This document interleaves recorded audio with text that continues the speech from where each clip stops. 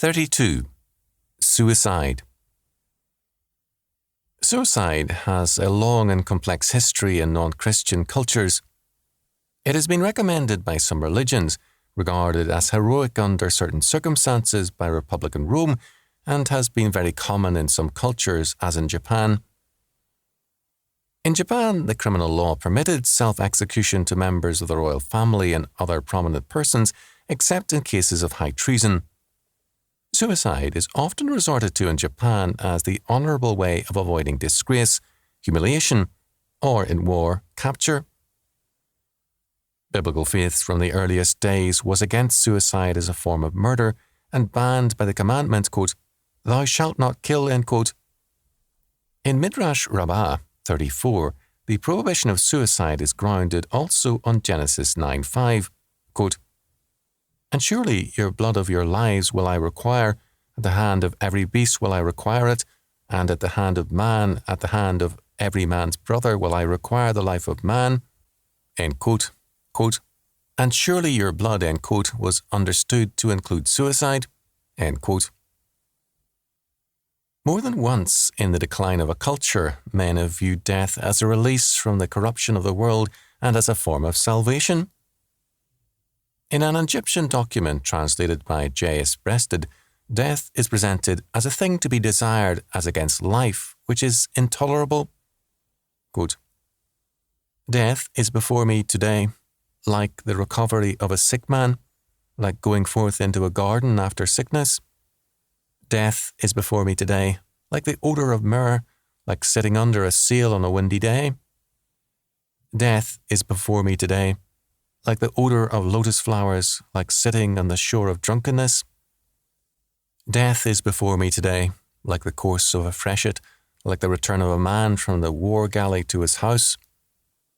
Death is before me today, like the clearing of the sky, like a man fowling therein toward that which he knew not.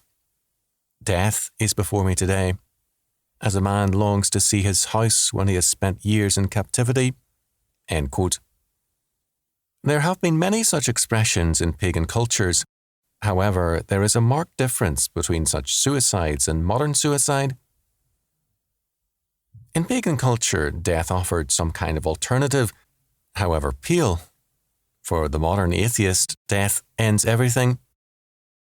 Moreover, since Christianity virtually eliminated suicide for centuries in Western Europe and the Middle East, making it a relative rarity, modern suicide is a break not only with personal life, but also with Christian standards and tradition. There is thus a radical character to modern suicide which sets it apart from pagan self-destruction. Azaric spoke of modern suicidism as a social ailment peculiar to modern civilization to the 19th and 20th centuries. Moreover, quote, "In many cases, misery is not the deciding factor," end quote. Mazarek held, having studied the statistics, "Many who commit suicide have material resources and other advantages that quite a number of people envy." The suicidism of the 19th century was preceded by a loss of the will to live in the 18th century. Goss wrote of the poet Thomas Gray, 1716 to 1771, quote, "He never henceforth habitually rose above this deadly dullness of the spirits. His melancholy was passive and under control, not acute and rebellious, like that of Cowper, but it was almost more enduring. It is probable that with judicious medical treatment it might have been removed, or so far relieved as to be harmless. But it was not the habit of men in the first half of the 18th century to take any rational care of their health. Men who lived in the country and did not hunt took no exercise at all. The constitution of the generation was suffering from the mad frolics of the preceding age, and almost everybody had a touch of gout or scurvy.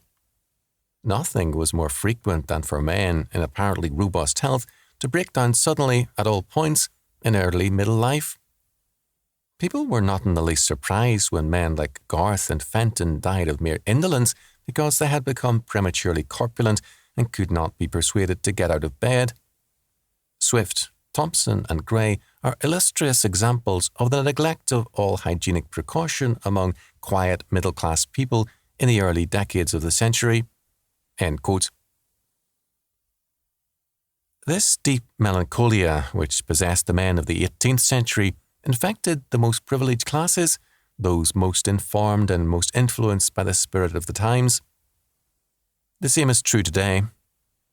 As Masaryk observed, quote, "Modern psychosis is just as peculiar as modern suicidism. Statistics show that this psychosis is becoming stronger in so-called advanced countries. The principal centers of culture and civilization are also its endemic centers. Suicidism is more intensive in cities. Why does this answer come so glibly, and what does it signify? This, that in the very centers of modern life there is more psychosis and there are more suicides. Here, scientific analysis confirms what we continually hear today from all sides, that people are becoming more nervous, more sensitive and more hypersensitive, more exasperated and more irritable, that they are more or less weak, tired, wearied, unhappy and saddened." End quote. The roots of suicidism Masaryk found in boredom, a reproachful conscience, and a loss of faith and meaning. The attitude of modern man he summed up thus, quote, "Is there a God? We do not know. Is there a soul? We do not know. Is there life after death or not? We do not know. Is there any purpose in life? We do not know. Why am I living? We do not know. Am I living? Do I really exist? We do not know. What then do we know? Is it possible for us to know anything at all? We do not know." And this systematic, quote, "we do not know," end quote, is called science, and people clap their hands above their heads and cry exultantly, "The progress of the human mind is incomprehensible. We no longer need even faith in God, for science has observed that water boiling in a pot lifts the lid and that rubbed resin attracts straw." End quote. Men are filled with restlessness and discontent. Their being lacks unity. Masaryk found a connection between modern suicidism, alcoholism, and prostitution. Moreover, where Christianity is weakest, there suicidism is strongest. Quote, "The statistics of suicides vary with the spiritual and moral religious atmosphere. Cateris paribus, suicidism is strongest wherever the old religious life is most undermined." End quote. Suicidism is also linked to revolution. It is a part of a defiance of authority, a war against the past, and an attempt to dethrone God. In suicidism, man is his own God and is thus intensely subjective. Subjectivistic man, after a certain point, quote-unquote, solves his problems by suicide. Where men of faith, their rage and despair is more likely to find an objective target in murder. Quote, "The statistics of suicide have long since made it clear that there are very few cases in which men kill themselves after having committed a murder. If we think deeply and intensively, we shall see why. A man, when he murders, is not subjective but objective. Hence, there are so few cases in which people first avenge themselves by murder and then kill themselves. Statistics show that in countries in which, relatively speaking, there are more murders, for instance in Italy, there are comparatively fewer suicides and vice versa. It was only in this century that the tendency to suicide developed. That is, man became, if I may say so, subjective, having before that been objective. The modern man, then, is in a peculiar manner subjective. It may be said that he takes upon his own shoulders the whole guilt of life. He reproaches himself, but it may also be said that his suicide is, as it were, a delirium of subjectivity, an annihilation of objectivity, as though he were destroying the object that irritated him. This he does just through subjectivity and modern subjectivity." End quote. The goals of modern life are subjective. Happiness for mankind. As Masaryk noted, quote, "The modern educated man chases happiness but catches death," end quote. The, quote, "flower children," end quote, or hippies of the 1960s have had a high suicide rate. Their parents usually gave them little or no Christian training, in the great majority of cases, and as a subjectively oriented generation, these youths dedicated themselves to the pursuit of happiness and found death, disillusionment, and a vast emptiness. Every man in the modern mood is a castaway on a desert island with no hope of rescue and only a waiting for the end, an apocalyptic end to destroy a world in which every fair haven becomes a deserted island, and man, quote, "enisled," end quote, in meaninglessness and despair. William Empson has expressed this mood in these words, quote, "Shall we go all wild, boys, waste and make them lend, playing all the child boys, waiting for the end? It has all been filed, boys, history has a trend. Each of us, enisled boys, waiting for the end," end quote. History's quote-unquote trend is to quote-unquote ennihile man, to isolate him from meaning and from other men. The longing thus is for an apocalyptic end or judgment. Without faith in God, there is no God to bring forth judgment, so that quote-unquote history or man must produce this judgment, end, or suicide. Fielder's mournful conclusion is that, with the masses of men, this is impossible. Rather, quote, "It is not Armageddon which confronts us, only a long, slow decadence. There is no end," end quote. This is the new horror, that life will go on. In the words of the modern Greek poet Constantine Cavafy, the uneasiness of the modern man is due to the fact that hope is gone, quote, "because it is night and the barbarians have not come. And some men have arrived from the frontiers and they say that there are no barbarians any longer," end quote. Humanism itself is dying, and this is an important factor. The religion of modern man has failed him. As Fielder noted, quote, "There is a weariness in the West which undercuts the struggle between socialism and capitalism, democracy and autocracy, a weariness with humanism itself which underlies all the movements of our world, a weariness with the striving to be men. It is the end of man which this school of Burroughs foretells, not in terms of doom, but of triumph," end quote. The religious aspect of suicidism was not more than indicated by Masaryk and thus requires further attention. The sin of man in his attempt to be his own God and to determine good and evil for himself and in terms of his own will, Genesis 3:5. Man sees his sin as the way to life, Genesis 3:4, whereas God declares that it would begin the processes of death in him, quote, "For in the day that thou eatest thereof, dying thou shalt die," Genesis 2:17. Sin is thus suicidal. It begins the workings of death in all our being, in mind and body, and it works to the radical destruction of the will to live. William Hazlitt, 1778 to 1830, recorded an interesting example of sin, quote, "Antony Codrus Urseus, a most learned and unfortunate Italian, born 1446, was a striking instance, says his biographer, of the miseries men bring upon themselves by setting their affections unreasonably on trifles.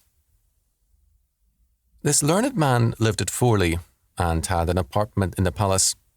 His room was so very dark that he was forced to use a candle in the daytime, and one day, going abroad without putting it out, his library was set on fire and some papers which he had prepared for the press were burned. The instant he was informed of this ill news, he was affected even to madness.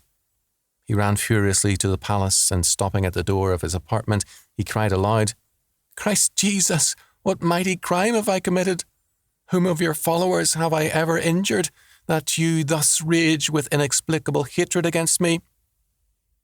Then, turning himself to the image of the Virgin Mary near at hand, 'Virgin,' says he, 'hear what I have to say, for I speak in earnest, and with a composed spirit. If I shall happen to address you in my dying moments, I humbly entreat you not to hear me, nor to receive me into heaven, for I am determined to spend all eternity in hell."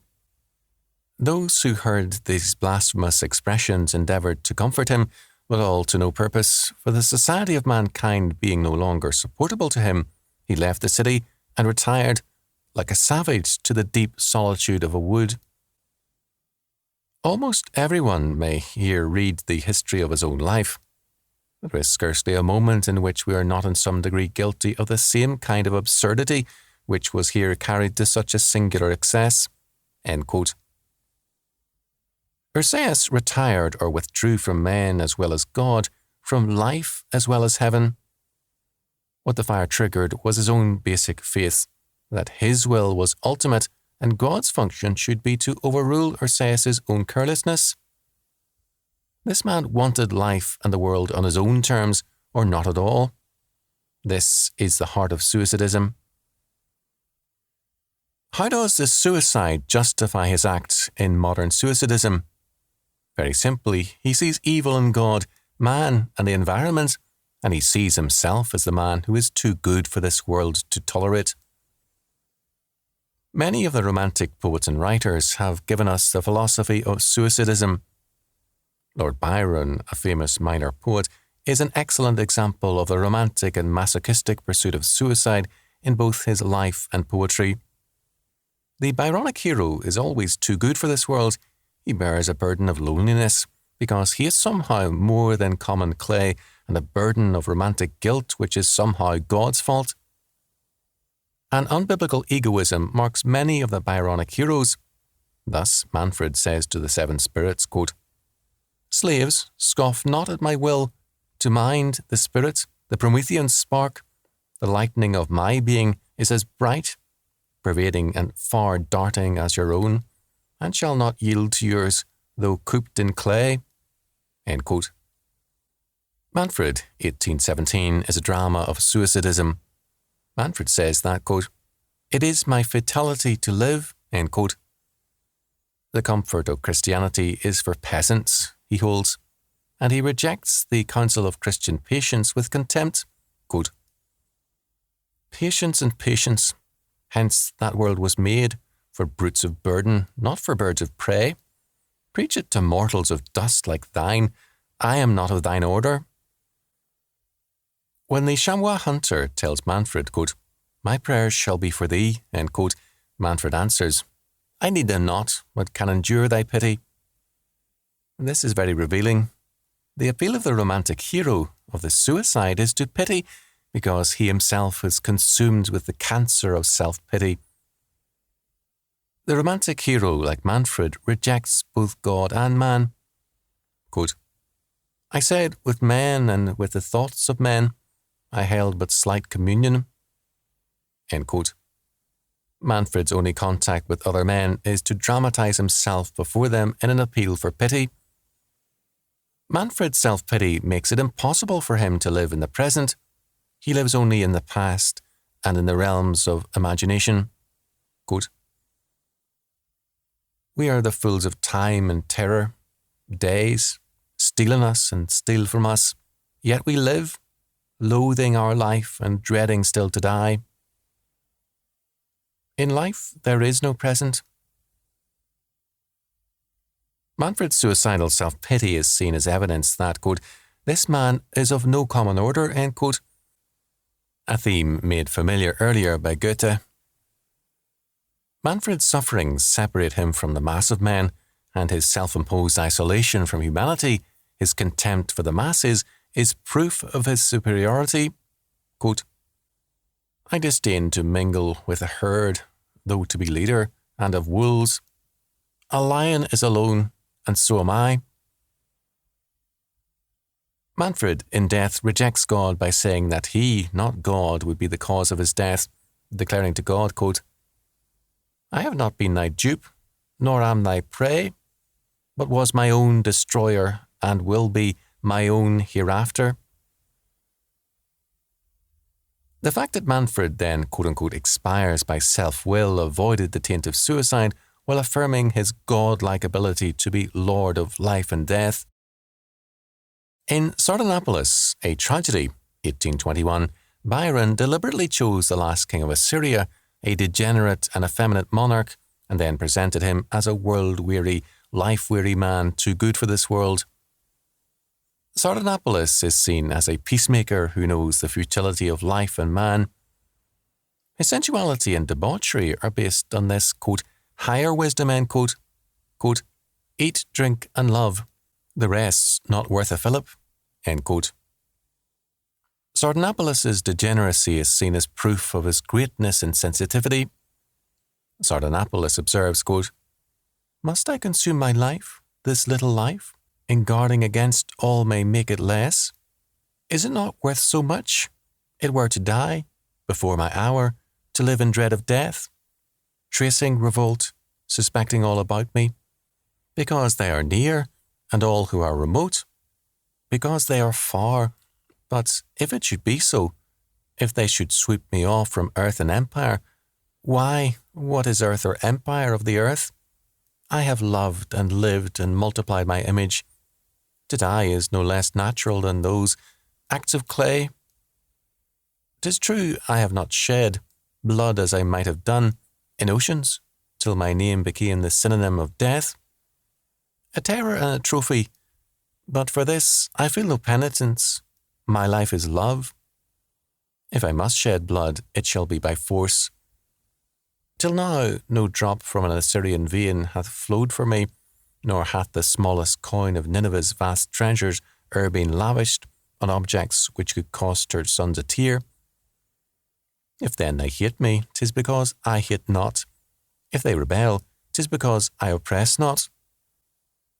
On, men, ye must be ruled with scythes, not sceptres, and mowed down like the grass, else all we reap is rank abundance and a rotten harvest, of discontents infecting the fair soil, making a desert of fertility. I'll think no more. With these lines, Byron sets the development theme. Sardanapalus is a secular and godless St. Francis, a man of peace and love, too good for this world. Byron has Zames declare of Sardanapalus, quote, all voices bless the King of Peace who holds a world in jubilee, end quote. Sardanapalus is thus compared also to Christ by Byron. When men who appreciate his worth kneel before Sardanapalus, hailing him, quote, the god Sardanapalus, his reply is, I seek but to be loved, not worshipped. The glory of this new god is then tied to homosexuality, as Sardanapalus requests, a song of Sappho. But sadly, the world is not made to appreciate such greatness and, quote, all are the sons of circumstance, end quote. Those who seek pleasure rather than brutal power are made the victims of God and man. Sardanapalus in self-pity says, quote, this too, and this too must I suffer, I who never inflicted purposely on human hearts a voluntary pang. End quote. This debauched St. Francis releases a man before his end approaches, saying, let him go free. My life's last act shall not be one of wrath. Sardanapalus, as death by suicide nears, gives a Neoplatonic soliloquy in which he looks forward to his soul's departure from, quote, the gross stains of too material being, end quote. As he mounts the funeral pyre, Sardanapalus, the saintly victim, declares, quote, adieu, Assyria. I love thee well, my own, my father's land, and better as my country than my kingdom.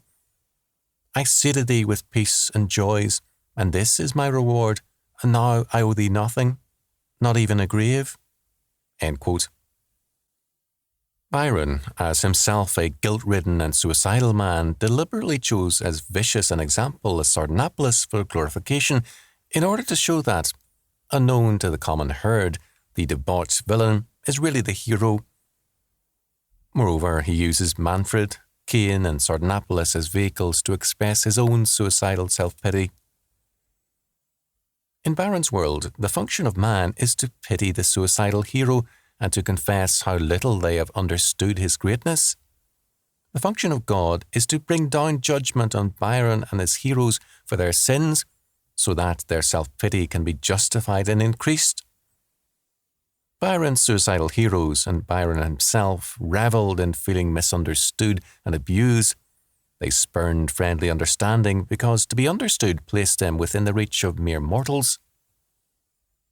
The perversity of suicidism is its refusal to be understood, its insistence on being a god in a completely self-centered universe. Judgment is interpreted, as in Cain, as the jealousy of God for a rival god. Dostoevsky's Kirillov in The Possessed was as logical in his suicide. Its purpose was to confirm his status as a god. It was an act of salvation. The logic of unbelief concludes, finally, in the act of suicide as humanistic salvation.